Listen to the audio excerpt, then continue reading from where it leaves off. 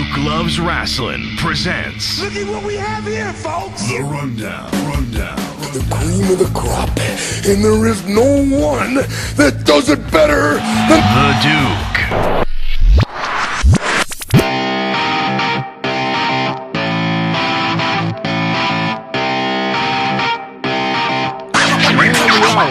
Man with the power, too sweet to be sour. That's right, Jack. Welcome back to The Rundown. I am your illustrious host, Duke Loves Wrestling. I am also joined once again by the producer extraordinaire, the Boston bad boy, Iron Mike Pelosi. Folks, we have an action-packed show for you today. Listen, because you've reached out to me at Duke Loves Wrestling on Facebook, on Twitter, YouTube, Blogger, Medium, even here on SoundCloud, you said, Duke, what more can you bring to the table? Can you bring some more guests? Well, guess what, folks? Today, we have it for you, okay? We're going to be speaking to pro wrestling mega fan Chelsey Sanderson, a.k.a. the Wrestling Femme. She's going to give her impressions on the WWE Brand Split, a.k.a. the Draft.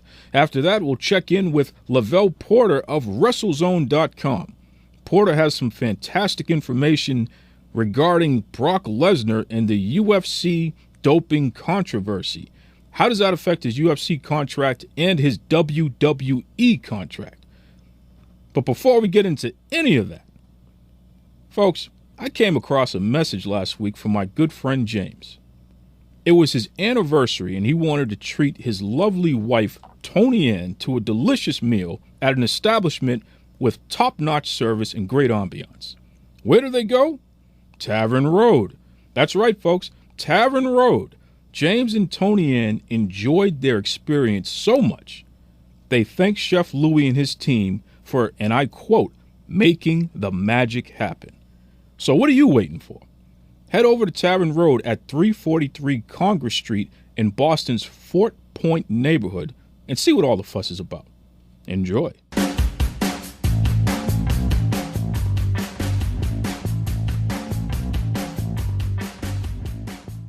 Folks, it's time to discuss the WWE Draft.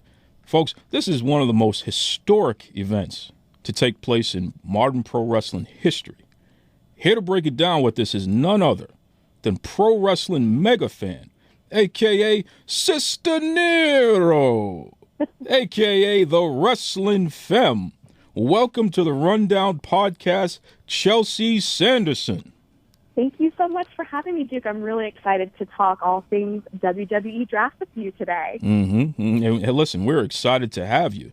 Now, folks, if you're not familiar with what the WWE Draft is, the idea behind this is the company had what's known as the Brand Split, where they've taken SmackDown and Raw, and they've split them up into two separate companies, which they'll have exclusive content, exclusive wrestlers on each show.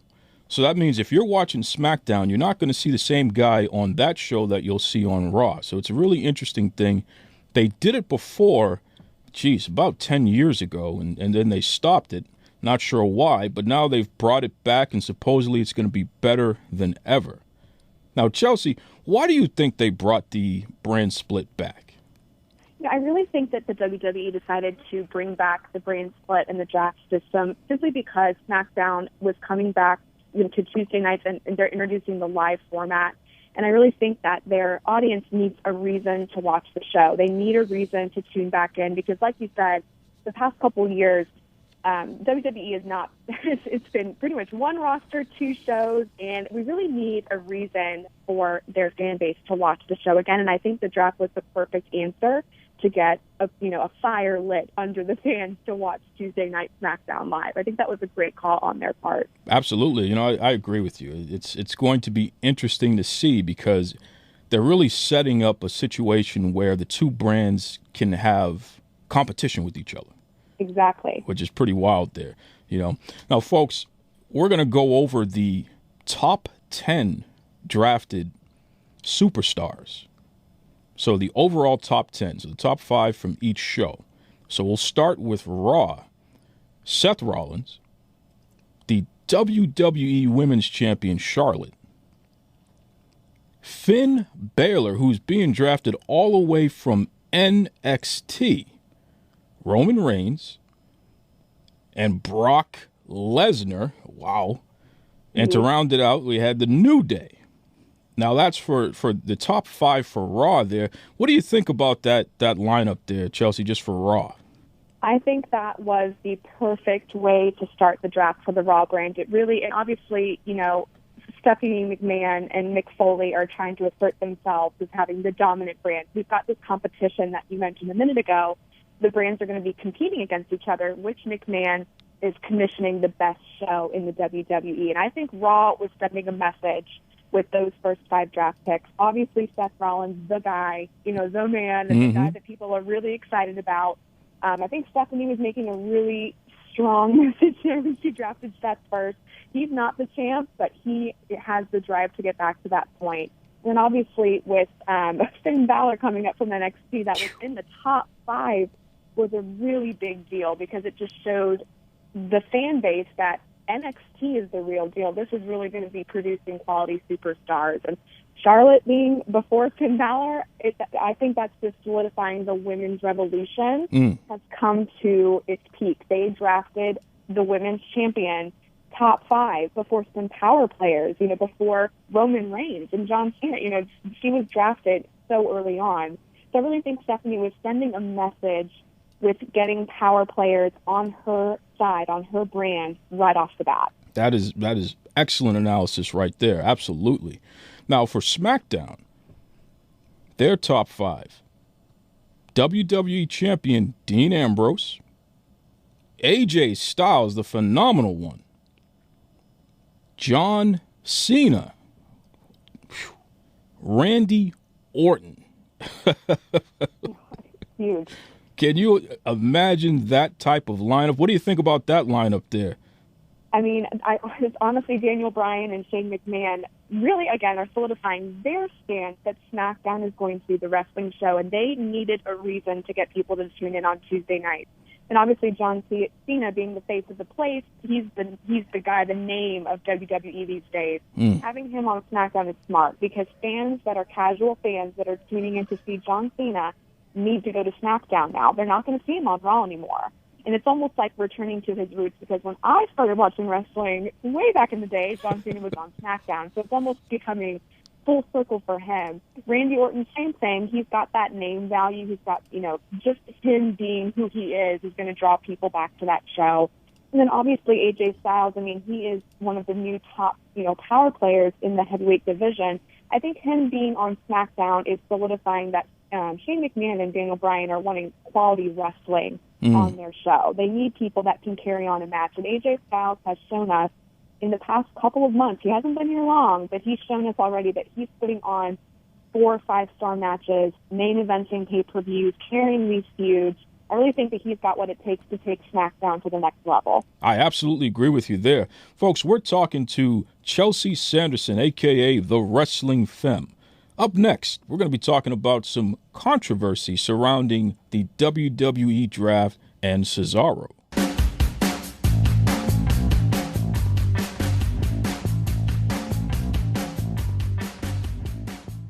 You're listening to The Rundown with your host, Duke Loves Wrestling.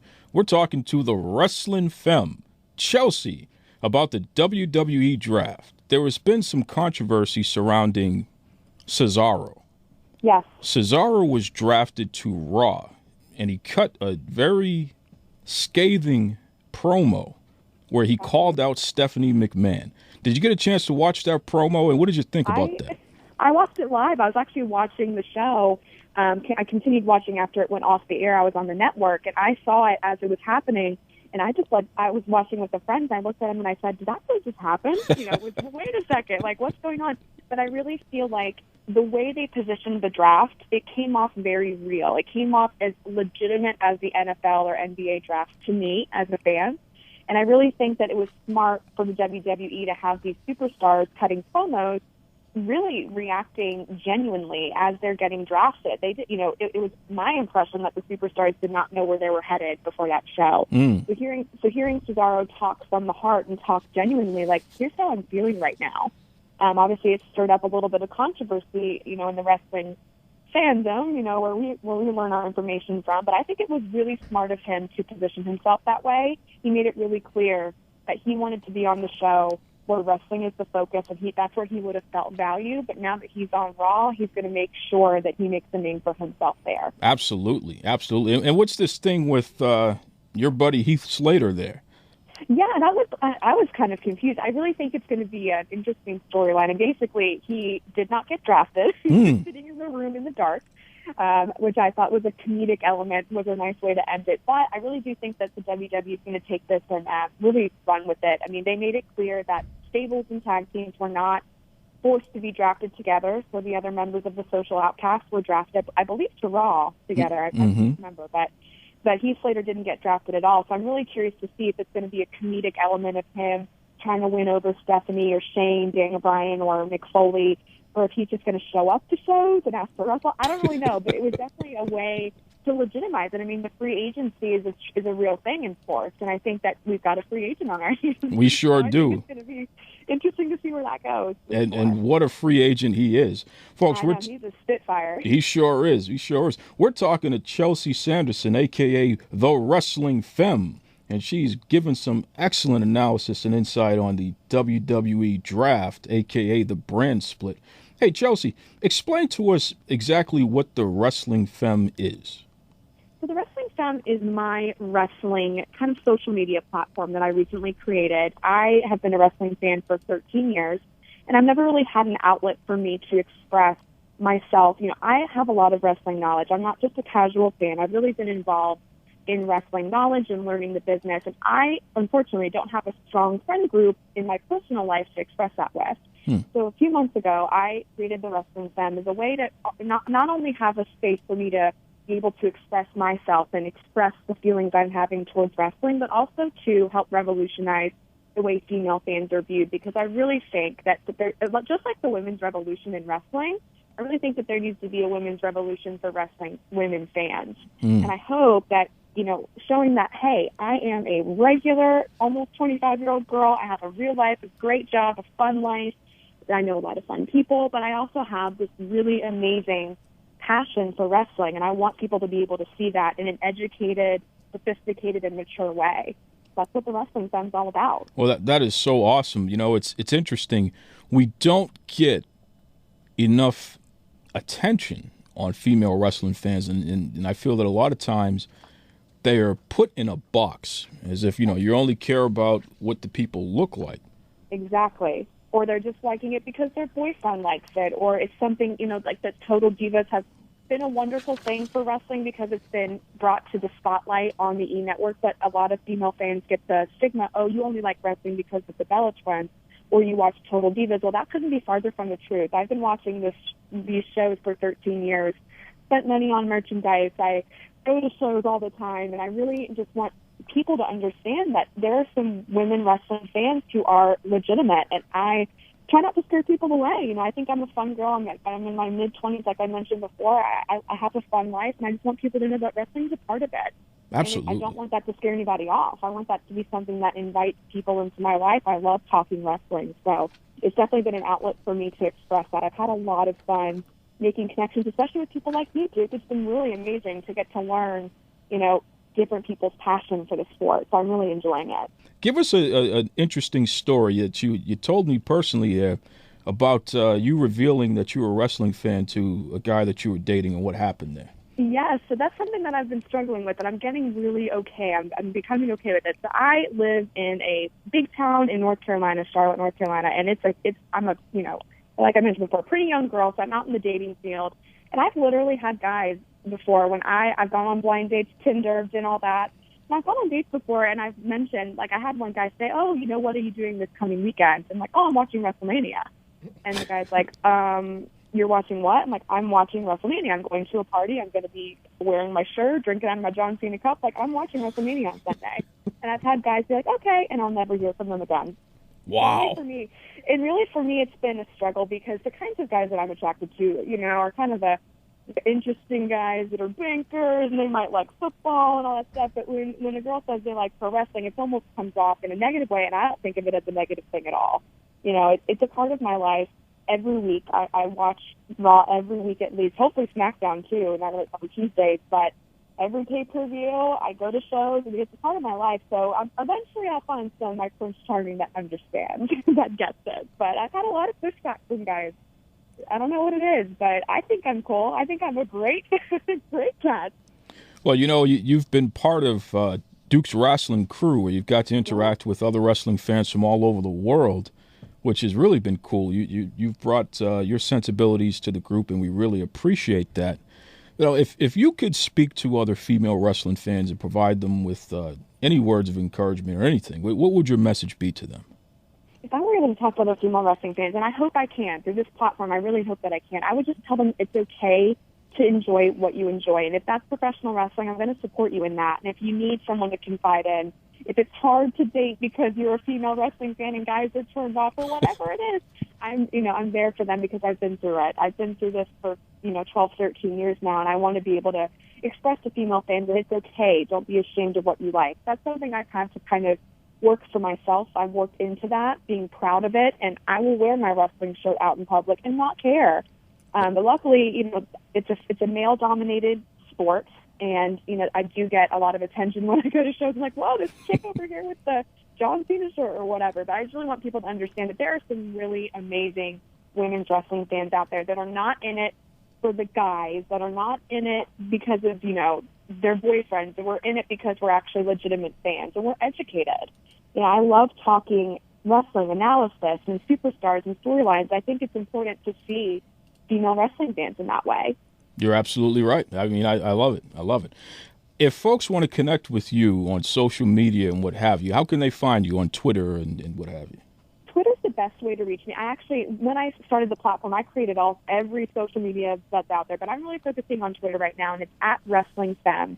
That's also my Snapchat, and I'm starting to get on Snapchat a bit, doing some live reactions of shows and things like that, like the draft. I did a lot of videos, little clips of, oh my gosh, like John Cena just got drafted, or oh wow, the New Day is still together, and what my reaction was. So Instagram and I think The Wrestling Femme with all three words. But if you search Wrestling Femme on social media, it's me. There's no one else out there with those two words together, and I'd love to connect with you. I'm very open to starting a dialogue with anyone that wants to listen to me blab on. That's right. Now, can you spell that tagline for us, please?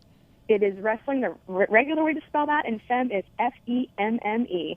Well, listen, Chelsey, we really appreciate you coming in and not only giving us those personal stories, but also speaking about the WWE Brand Split and the draft.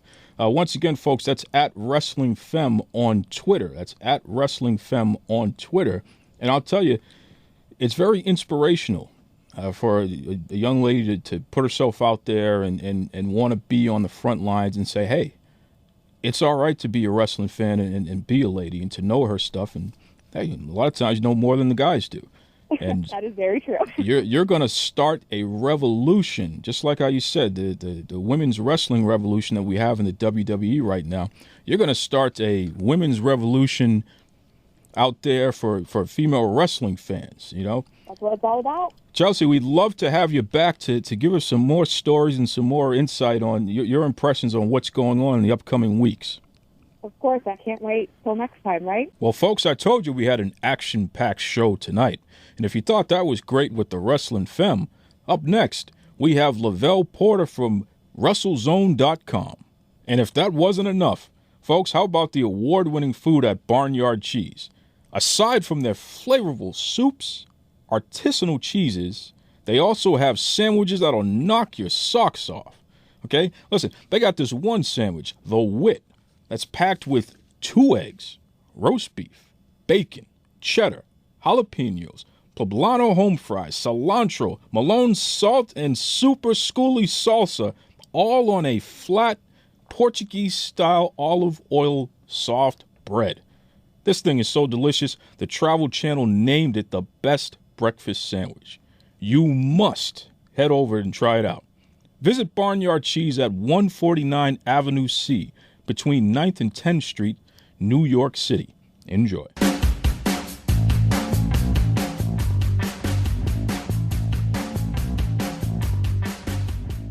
Folks, there's been a lot of controversy surrounding Brock Lesnar in his status with both WWE and the UFC.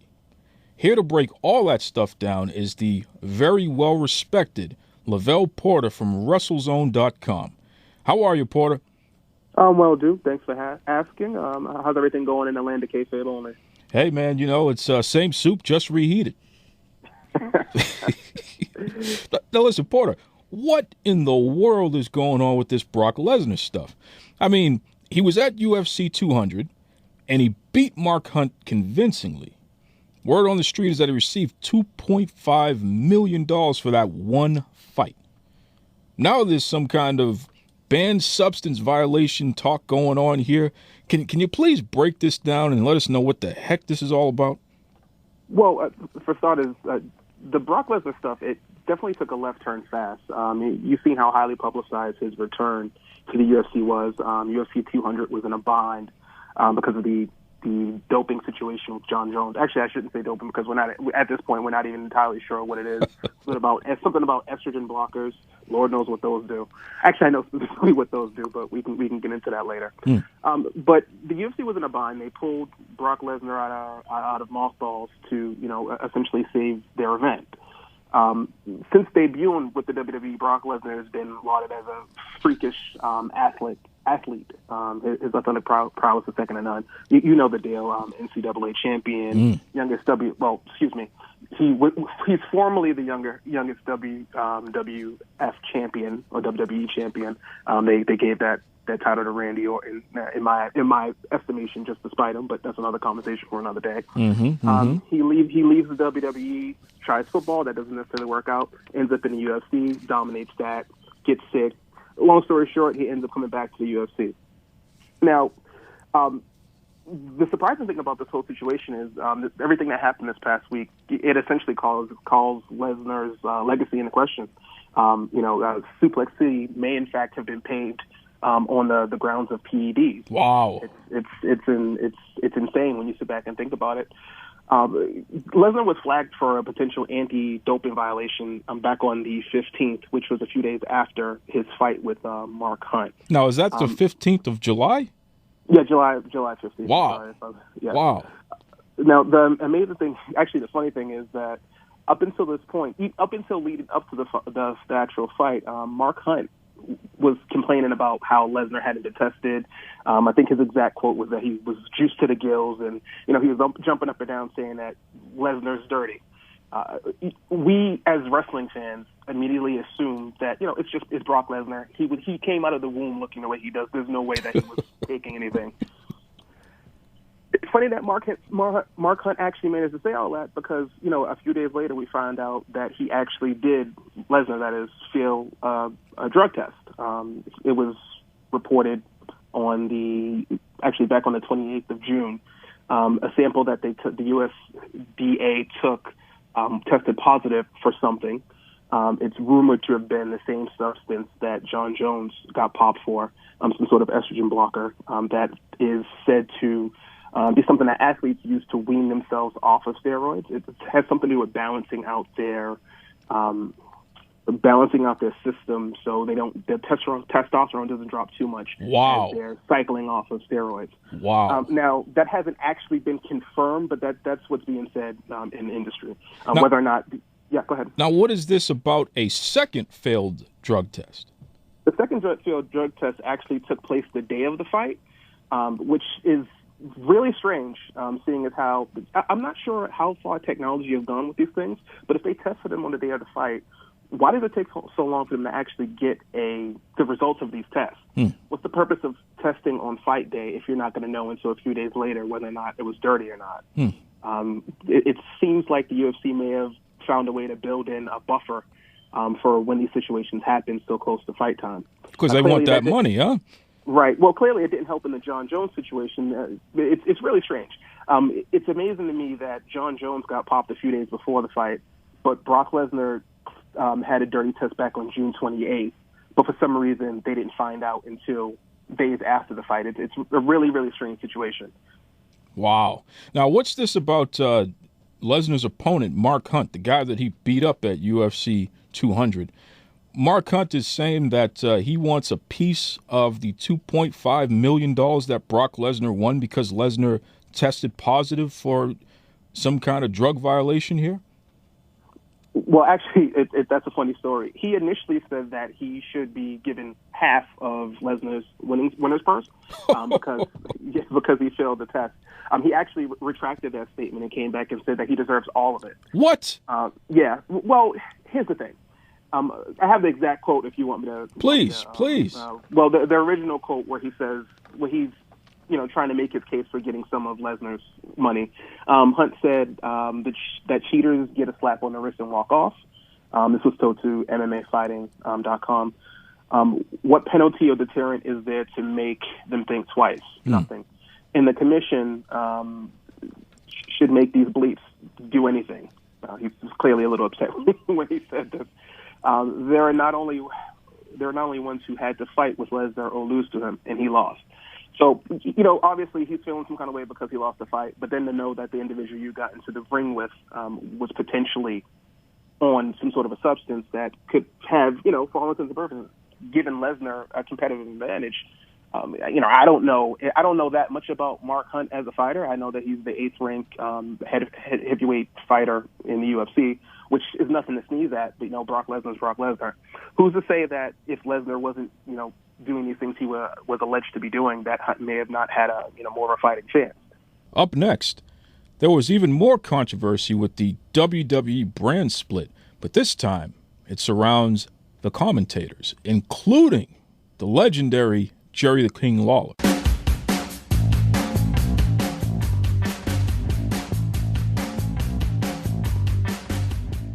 In addition to Lovell Porter being a writer for WrestleZone.com, he is also part of a show called Remember to Hit Record.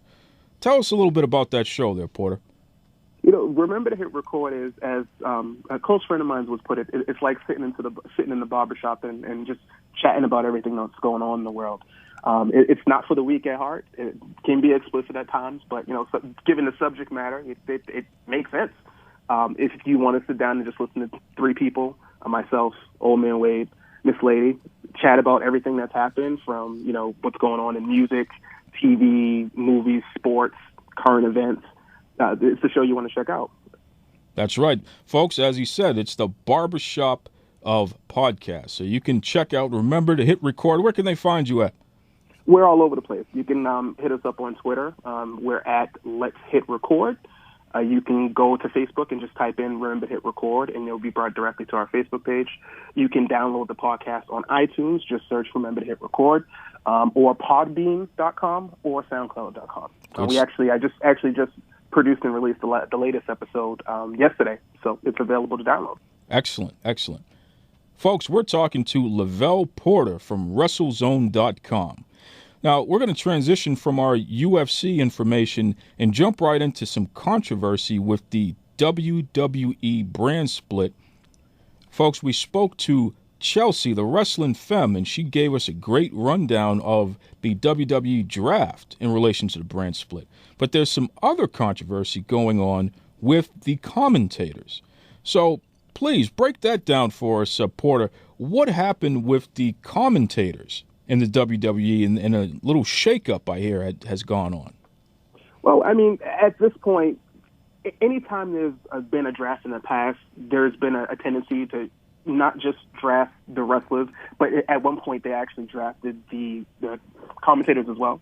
They didn't go that far this time. They kind of did it off to the side and just put something on WWE.com about it. They promoted Corey Graves to Raw.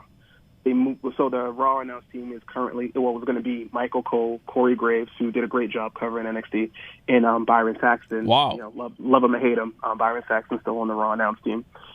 And at this point, the SmackDown announced team is going to be Mauro Ranallo, JBL, and David Otunga. If you sit back and think about the names I just read, you'll notice that Jerry the King Lawler is nowhere to be found. There's tons of rumors going on as far as why that's the case. Have you heard anything about that, Duke? Well, I know that Jerry Lawler had some kind of domestic incident at the end of last month where he was actually arrested with his significant other. But in the end, all charges were dropped. Do you feel that this move by WWE to remove Lawler from SmackDown has anything to do with the domestic arrest? Well, I don't have it on good authority either way, to be quite honest with you. But based on what I know about the WWE, they like to get out ahead of things. The fact that they allowed Jerry Lawler to come back to the commentary booth after he was initially arrested, after I think he was suspended for a week or something along those lines, was amazing. In most situations, people generally get fired for these sort of things with the WWE. But the fact that he was ever able to actually come back to the SmackDown announce booth is unheard of. Part of me is starting to think, though, this move of taking Jerry Lawler off of SmackDown, and he's currently slated to host the pre-shows and kickoff shows with Booker T. It may have just been by design, with everything being shaken up. Corey Graves, I'm not going to say he was wasting away in NXT, but it was clear that he might have outgrown his surroundings down there. It kind of makes sense for them to shuffle things around. Now, the one thing that kind of sticks out in this situation is the fact that Jerry Lawler was essentially, I guess, replaced with David Otunga, which definitely comes out of left field. But the idea that they would take Jerry Lawler off the announce team at this point in his career, and the fact that they're trying to change everything up, is really not that. It's really not that surprising. So it could just be a matter of timing, as far as the incident that happened with his fiance, and the fact that the brand split's coming up. Wow. Well, I'll tell you, that is a lot of transition in a very short amount of time by the WWE. They're really ramping things up. Porter, how can folks get in touch with you and find you online?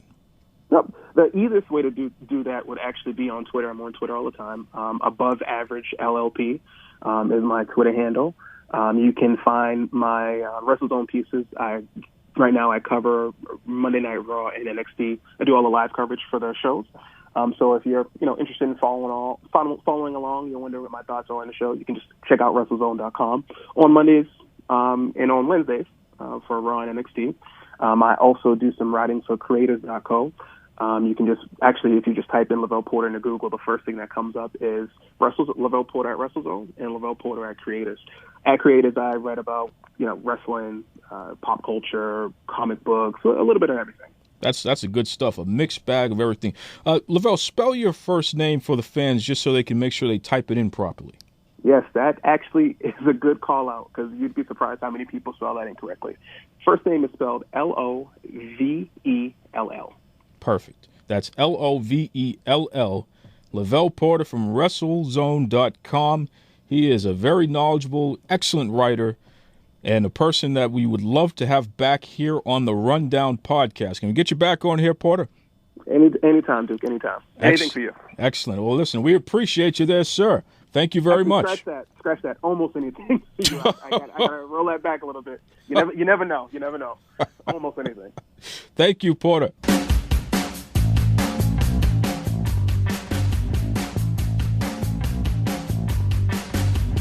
A very special thank you to Chelsey, a.k.a. the Wrestling Femme, and Lovell Porter from WrestleZone.com for joining us today.